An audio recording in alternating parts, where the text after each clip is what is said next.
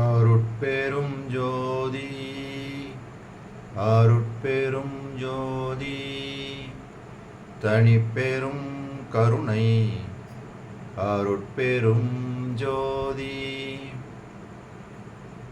எல்லாம் செயல்கூடும் என் ஆணை அம்பலத்தே எல்லாம் வல்லான் தனையே ஏத்து. ஓம் ஸ்ரீ ராமலிங்காபயம் ஓம் ஸ்ரீ ராமலிங்காபயம் ஓம் ஸ்ரீ ராமலிங்காபயம். எல்லோருக்கும் வணக்கம். இது எனது யூடியூப் சேனலான எல்லாம் செயல்கூடும் வள்ளலார். நான் வள்ளலார் முத்து பேசுகிறேன். இன்றைய பதிவில் நாம் அத்துவிதானந்த அனுபவ இடையீடு என்ற தலைப்பின் கீழ் வரும் 8வது பாடலுக்கான விளக்கத்தை பார்க்க இருக்கின்றோம். முதலில் நான் பாடல் வரிகளை படிக்கிறேன், பின்பு விளக்கத்தை பார்ப்போம்.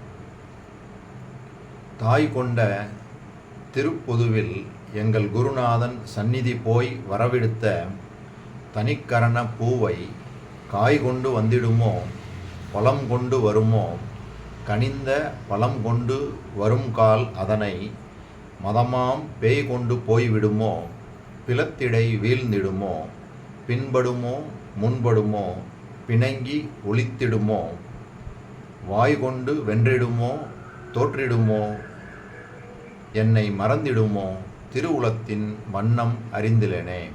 அருமையான பாடல்.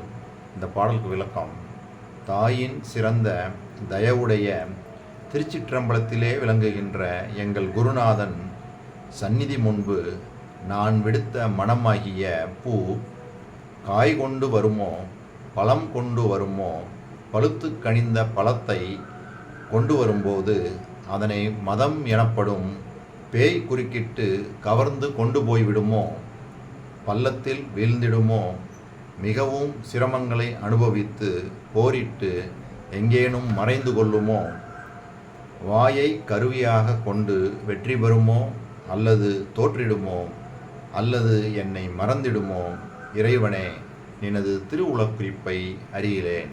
இதுதான் இந்த பாடல்.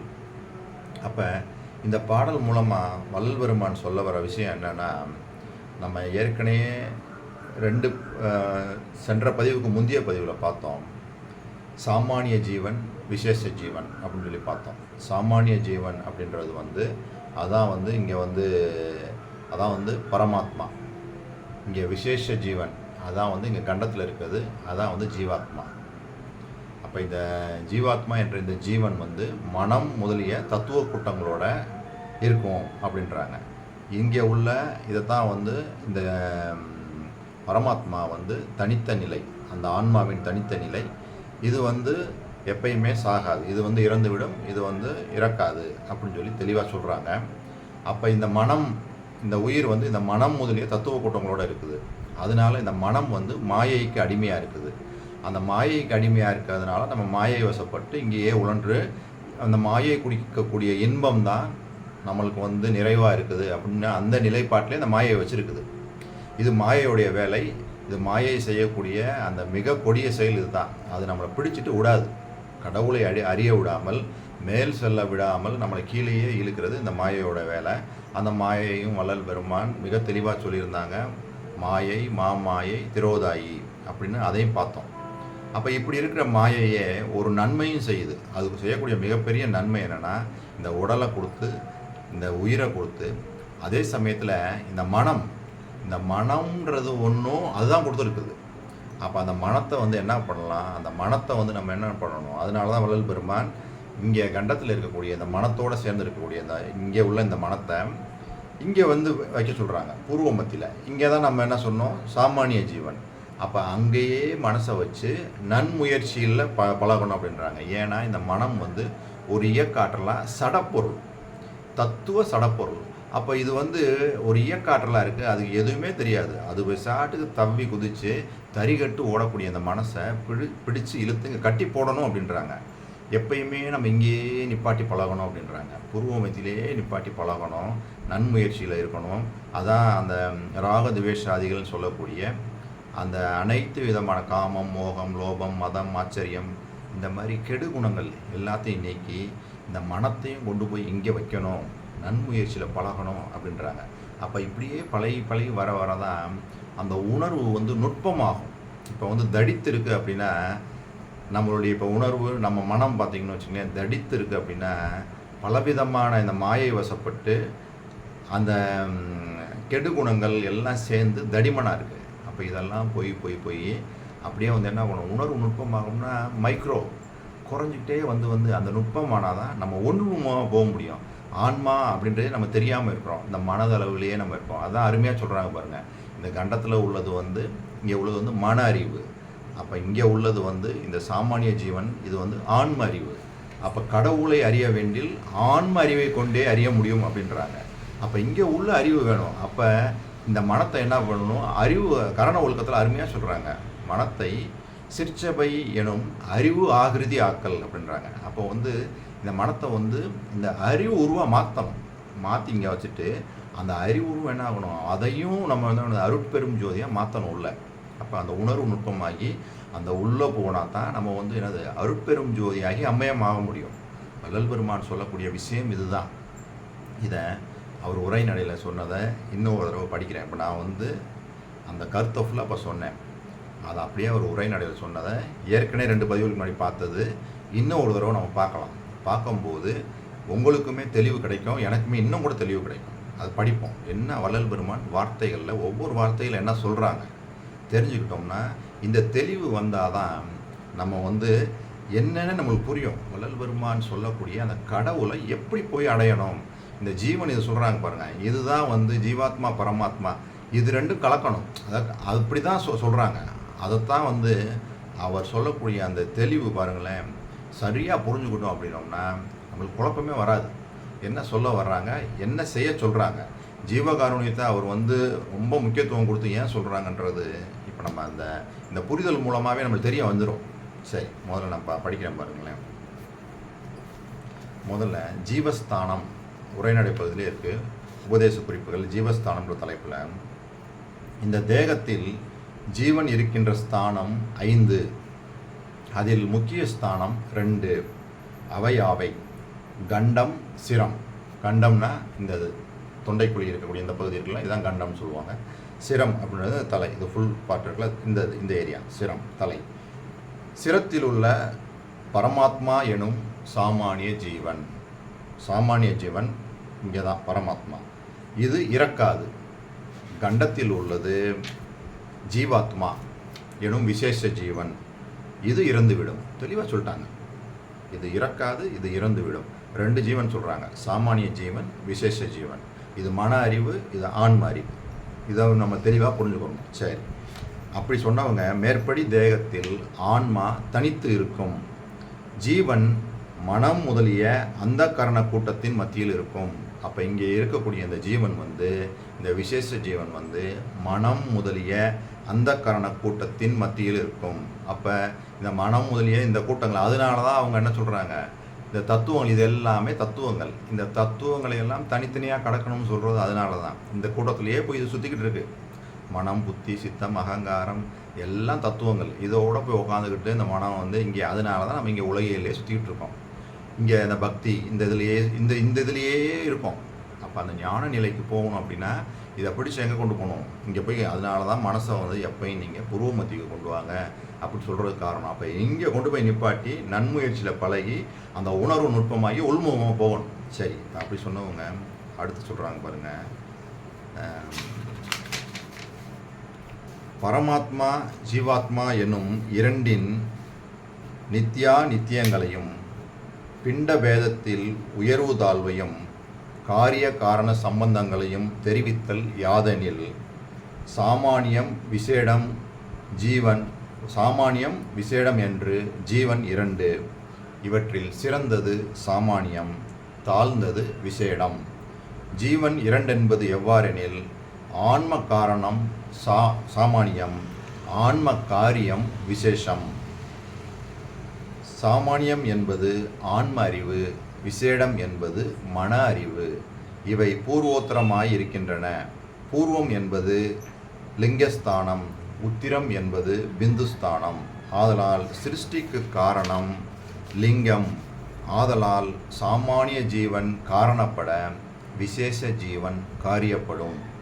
விசேஷ ஜீவ சம்பந்தம் இல்லாத பட்சத்தில் சிருஷ்டி காரியப்படாது. இது சாதாரண பாகம். அசாதாரண சம்புபக்ஷ சிருஷ்டியில் சாமானியத்தை கொண்டே விசேடத்தை வெளிப்படுத்தி கொள்ளலாம். சாமானியம் சந்தானம், விசேடம் அதற்கு உள் அடங்கியிருக்கும்.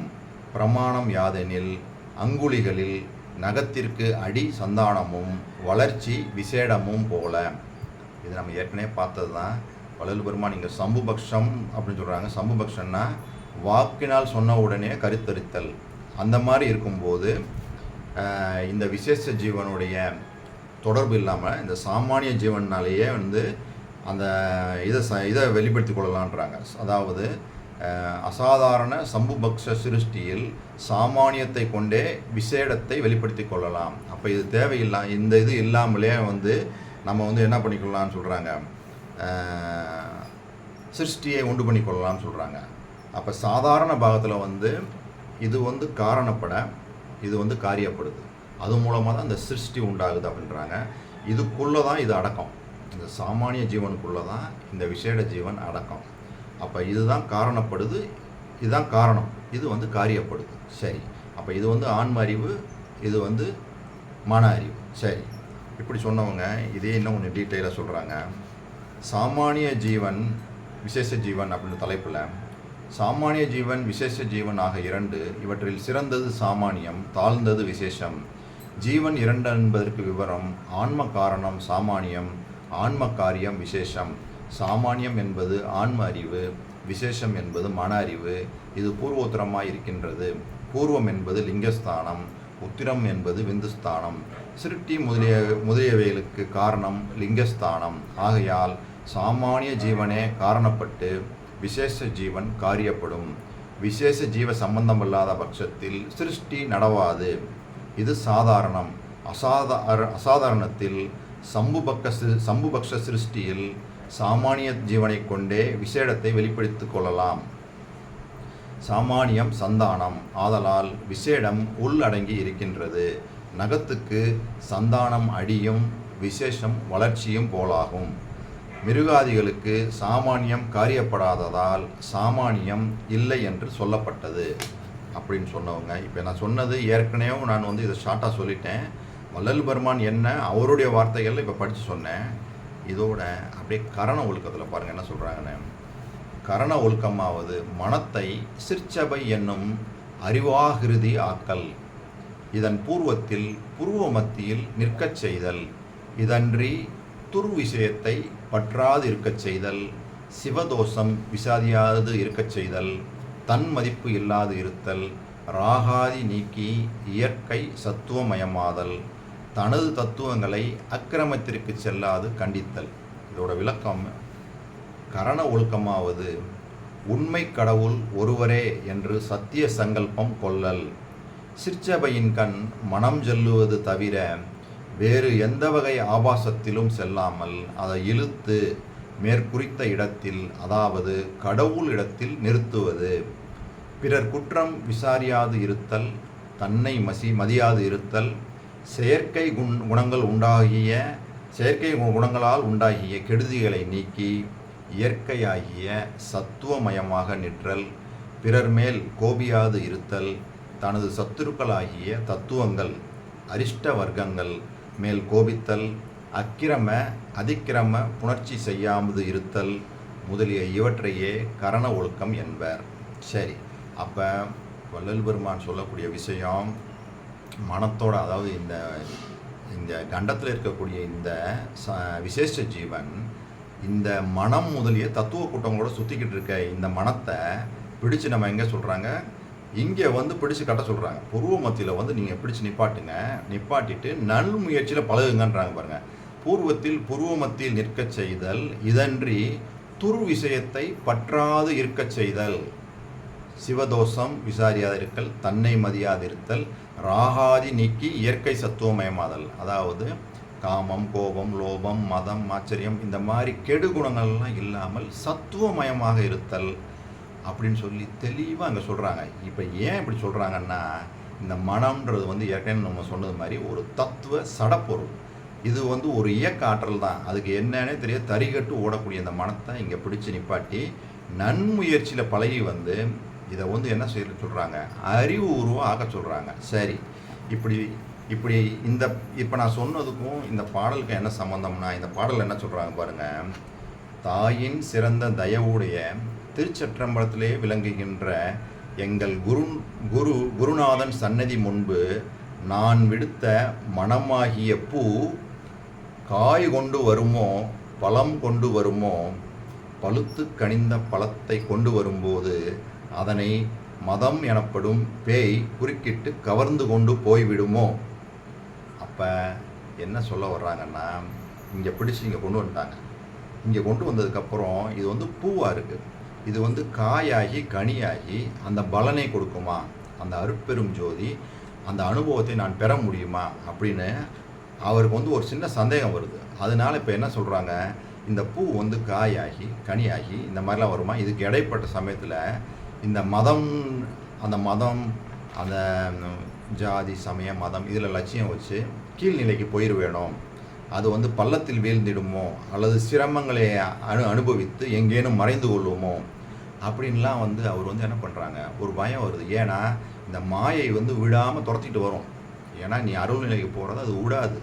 அதே சமயத்தில் நம்ம என்ன பண்ணுவோம், நன்முயற்சிகளையும் வள்ளல் பெருமான எப்படி வள்ளல் பெருமான் இந்த மாயைகிட்ட சொல்லும் போது எப்படி சொல்கிறாங்க, நான் அந்த அருட்பெரும் ஜோதியின் நல்ல பிள்ளை செல்ல பிள்ளைன்னு சொல்லி ஐக்கியப்படுத்தி அது வர்ற வழிகளெல்லாம் தெளிவாக வெளிப்போடு இருந்து அவர் வந்து அங்கே போகணும் அப்படின்றாங்க. கொஞ்சம் நம்ம பல்லிழுத்து ஏமாந்து போயிடும் அப்படின்றாங்க. பல விதத்துலேயும் வந்து நம்மளை கீழே இழுத்துட்டு போகிறது தான் அதோட முயற்சிகள் செய்யும்.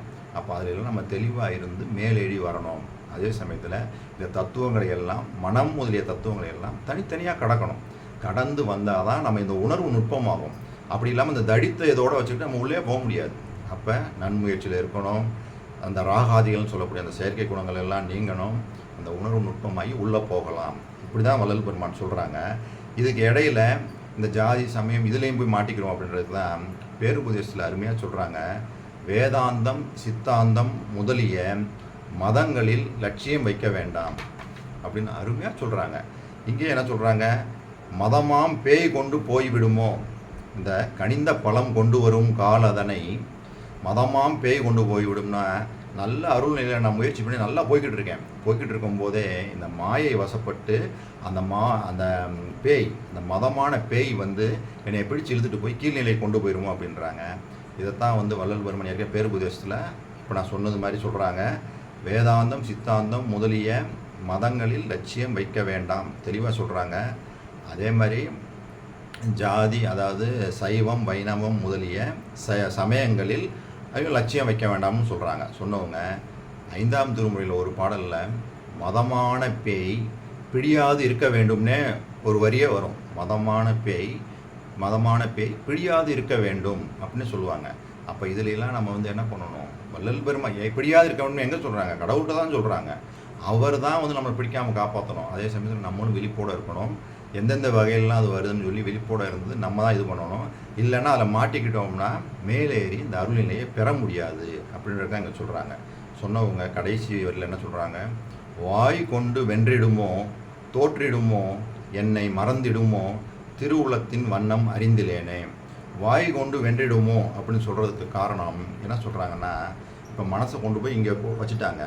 இங்கே இருந்து பழகி வரும்போது அது அருள் நிலையில் வந்து மேலேறி போய்கிட்டே இருக்குது. நல்ல இம்ப்ரூவ்மெண்ட்லாம் தெரியுது. போய்கிட்டு இருக்கும்போது அவருக்கு பயமும் வருது. மாயையினால் அந்த மதமான பேயெல்லாம் பிடிச்சி கீழே இழுத்து கீழே போயிடுவேணும். அப்போ அந்த பூர்வ நிலை பெறுமோ அப்படின்னு சொல்லிட்டு அந்த வாயினால் நான் வெற்றி பெறுவேணும் அப்படின்னு சொல்கிறதுக்கு காரணம், இப்போ நம்ம அந்த மேலே போய் அந்த அருட்பெரும் ஜோதி அனுபவத்தை அடையணும். இங்கே பிடிச்சி நிப்பாட்டியாச்சு, நல்ல முயற்சியிலையும் பழகிட்டு வர்றோம். தத்துவங்களை எல்லாம் தனித்தனியாக கடந்து நம்ம அப்படியே மேலே ஏறி அருள்நிலையில் போய்கிட்டு இருக்கும்போது இந்த கீழே போகாமல் இருக்கிறோம், மேலே போய் அங்கே இதை அடையணும் அப்படின்னா நம்ம என்ன பண்ணணும், சுத்த உஷ்ணங்களை பெருக்கணும். அந்த சுத்த உஷ்ணங்கள் வந்து எந்தெந்த வகைகளெல்லாம் பெருக்கி கொள்ளலாம்னு சொல்லி வள்ளல் பெருமான் சொல்கிறாங்க. அந்த வழிகளிலெல்லாம் நம்ம பெருக்கி அப்படி இருந்தால் தான் நம்ம வந்து மேல்நிலைக்கு ஏறி அந்த அருள்நிலையை பெற முடியும்.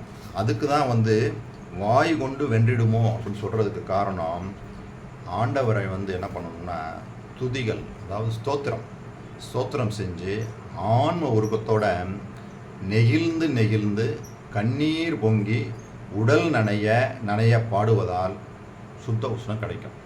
நம்ம ஞானசிரியை முதல் பாடல், நினைந்து நினைந்து உணர்ந்து நெகிழ்ந்து அன்பே நிறைந்து ஊற்றெழும் கண்ணீர் அதனால் உடம்பு நனைந்து அருளமுதே நன்னிதியே ஞான நடத்தரசே என்னுரிமை நாயகனே என்று வணைந்து ஏத்துதும் நாம் வம்மின் உலகியலீர் மரணமில்லா பெருவாழ்வில் வாழ்ந்திடலாம் கண்டீர் சிற்சபையில் பொற்சபையில் புகும் தருணம் இதுவே. அருமையாக சொல்கிறாங்களா? அப்போ நினைந்து உணர்ந்து நெகிழ்ந்து ஊற்றெழும் கண்ணீர் அதனால் உடம்பு நனைந்து இந்த மாதிரி ஒரு பக்தி செய்யணும். வாயால் புகழ்ந்து பாடணும். அந்த முதல் 3 பாடல்லையும் நிறைய புகழ்ந்து சொல்லியிருப்பாங்க. பரம்பரமே சிதம்பரமே பராபரமே பரமே துணிந்து வந்த வேதாந்த சுத்த துரியமுடிய அனுபவமே மெய்ப்பயனே கைப்பொருளே விலையேறியா மணியன்னு சொல்லி அப்படியே புகழ்ந்துக்கிட்டே போவாங்க. அந்த மாதிரி புகழ்ந்து பாடணும். அதைத்தான் இங்கே சொல்கிறாங்க. வாய் கொண்டு வென்றிடுமோ தோற்றிடுமோ என்னை மறந்திடுமோ திருவுலத்தின் வண்ணம் அறிந்திலேனே. அப்போ நம்ம அந்த வாயார வாழ்த்துகின்றோம் மனதமர்ந்த தெய்வம்னு சொல்கிறாங்க பாருங்கள். அப்போ அதைத்தான் பல விதங்கள்லையும் நம்ம சுத்த விசனத்தில் பெற்றுக்கொள்ளலாம். இது ஒரு வழி. இந்த வழியின் மூலமாக நான் சுத்த உஷ்ணத்தை பெற்றுக்கொண்டு அதை இன்னும் மேலேற்றி இந்த மனத்தை நான் இங்கே கொண்டு போயிட்டேன். அது பூ காயாகி கனியாகி அந்த அருட்பெரும் ஜோதியின் அந்த நிலையை அடையணும். அதை அடைவதற்கு முன்பு அவருக்கு ஒரு சின்ன பயம் கீழே இறங்கி இந்த மதமான இந்த மதப்பேய் பிடிச்சி கீழே வந்துடுவேணும், குழிக்குள்ளே போய் விழுந்துருவேணும், மீண்டும் இந்த உலக ஆதாய விஷயங்களை சுற்றிடுவேணுன்ற அந்த பயம் வந்ததுனால தான் இந்த பாடலில் அப்படி தெரிவிச்சிருக்காங்க. அதே சமயத்தில் திரும்பவும் கீழே போடுறாங்க பாருங்கள். வாய் கொண்டு வென்றிடுமோ அப்படின்னா இந்த மாதிரி கடவுளை ஸ்தோத்திரம் செய்து அந்த சுத்த உஷ்ணங்களை பெருக்கி அதன் மூலமாக நான் இந்த மேலும் அதை இங்கே உள்ள அந்த இதை இன்னும் அருள்நிலையில் நான் மேலுவதற்கு அது உபாயமாக ஆக்கிக்கொள்வேணும் அப்படின்ட்டு தான் இந்த பாடல் மூலமாக அவர் தெளிவு பண்ணுறாங்க. நான் சொன்ன இந்த விஷயங்கள் எல்லாம் உங்களுக்கு புரிஞ்சிருக்குன்னு நினைக்கிறேன். இதுவரை பொறுமை காத்து எனது வீடியோவை பார்த்த உங்களுக்கு கோடான கோடி நமஸ்காரங்களும் நன்றிகளும். மீண்டும் நாளைய பதிவில் நாம் 9வது பாடலுக்கான விளக்கத்தை பார்ப்போம். அருட்பெரும் ஜோதி அருட்பெரும் ஜோதி தனிப்பெரும் கருணை அருட்பெரும் ஜோதி.